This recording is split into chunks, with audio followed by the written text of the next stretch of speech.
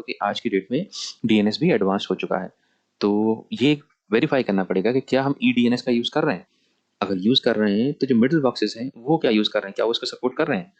क्या TC bit बार बार आ रही है, अगर टीसी बिट बार बार आ रही है तो उससे डीएनएस रिस्पॉन्सेज स्लो हो जाएंगे, क्योंकि वो टीसीपी का यूज़ करेगा।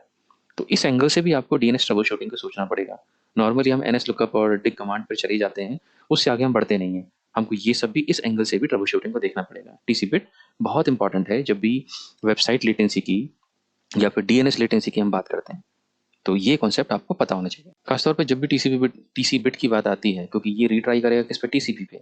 तो आपको ये इंश्योर करना पड़ेगा अपनी साइड से, क्लाइंट साइड से या पीयर साइड से भी, सर्वर साइड से भी, कि जो टीसीपी पोर्ट 53 है वो ब्लॉक नहीं होना चाहिए। अब इससे क्या प्रॉब्लम होगी भाई, टीसी बिट आई है तो रीट्राई करेगी टीसीपी पे, और टीसीपी आपका पोर्ट 53 ब्लॉक है, तो उस केस में वापस वो आएगी इस पर, ये हैंडल कर नहीं पाएगा, फिर वापस टीसी बिट, यानी कि एक लूप बन जाएगा एक तरीके से।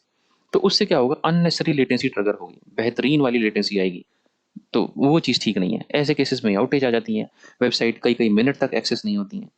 तो आप ये लॉजिक समझिए कि आपको इंश्योर करना पड़ेगा टीसीपी पोर्ट 53 ऑन है, अगर आप ईडीएनएस का यूज़ कर रहे हैं।